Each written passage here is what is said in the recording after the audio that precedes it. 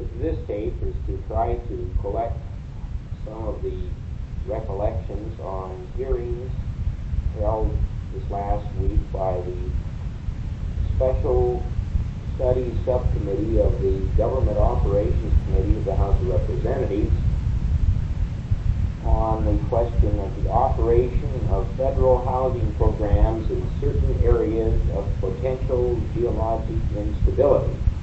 It's a rather impressive long title, and it's rather interesting that some amount of time was spent after the hearings were underway trying to define geologic instability. The people that were trying to define geologic instability were people from the Government Accounting Office, the investigative arm of Congress, and they did a rather poor job. Anyway, as a result of pressure building up over a number of years, primarily dating from the now famous, rather than infamous, Dalrymple Lanphere report and succeeding events, I believe it was in 1966 that the chairman of the full committee on government operations, Congressman Dawson of Illinois, wrote to the Comptroller General of the United States, who heads the Government Accounting Office, and by letter dated February 15, 1966, and directed the Government Accounting Office to review data on the operation of federal housing programs involved in the financing of the purchase and construction of housing, initially just in Foster City, but it was later expanded by the GAO people themselves to include Redwood Shores, and more recently a housing development near Newhall called Princess Sierra Estates.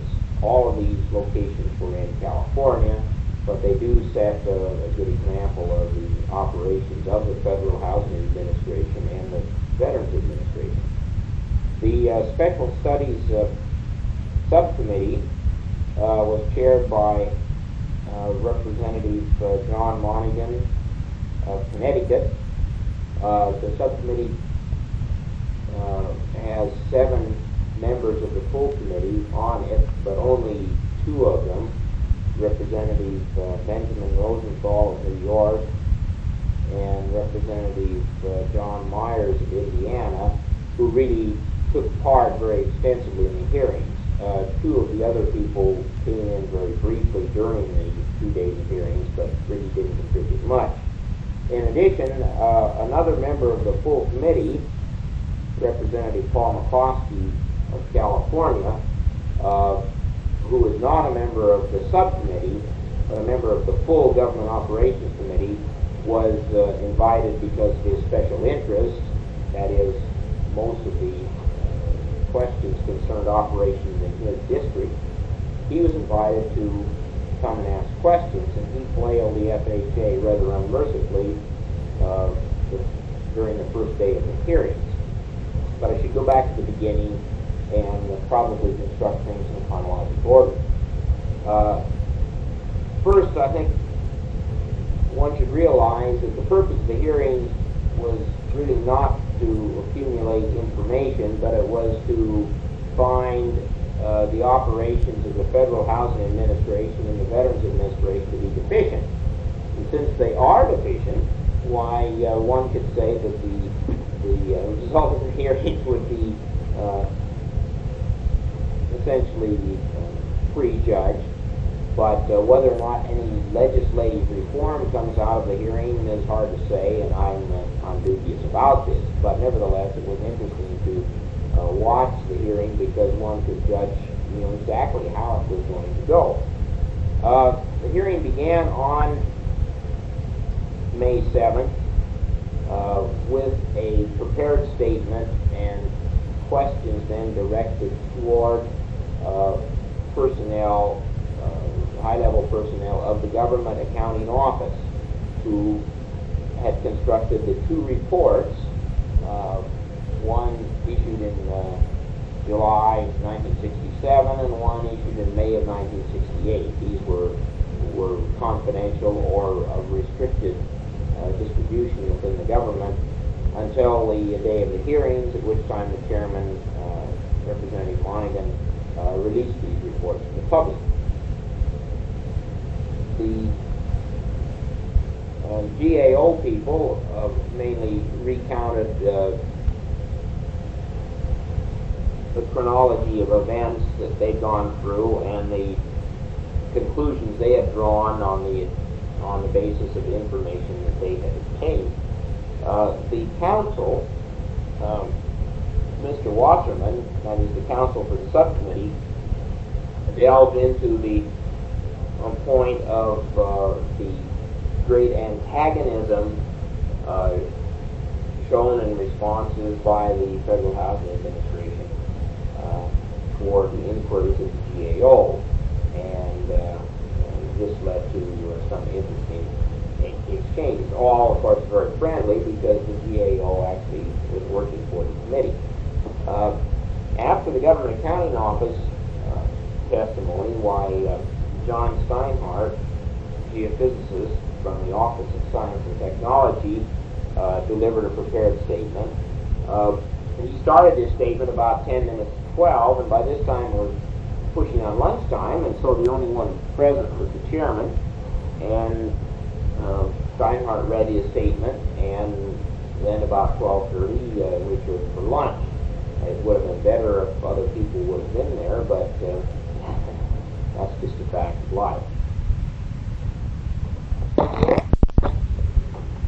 After lunch, the Federal Housing Administration took the stand, and things livened up a bit. The chief witness, or heading their delegation of about, I think, 5 or 6 people at the witness table, was Mr. William Ross, who is the acting Assistant Secretary of the Department of Housing and Urban Development and the acting Commissioner of the Federal Housing Administration. And he really had an uncomfortable job because he was the FHA for this hearing, but he only was appointed to this job, and it's really not been confirmed in it yet, since the change of the administration. And of course everything that went on really happened during the previous administration, during the previous commissioners who are now no longer with the government. But nevertheless, he is the Federal Housing Administration. He was accompanied by several people from headquarters, including what we might call the real heavy, Earl Jones, who was the civil engineer in the Office of Technical Standards. And he was the man who had most of the dealings with the Geological Survey on matters concerning the Redwood Shores proposal and so on. Anyway, after the FHA had made the prepared statement, that is, Ross read the prepared statement about their operations in various areas, and I must go get their prepared statement right now.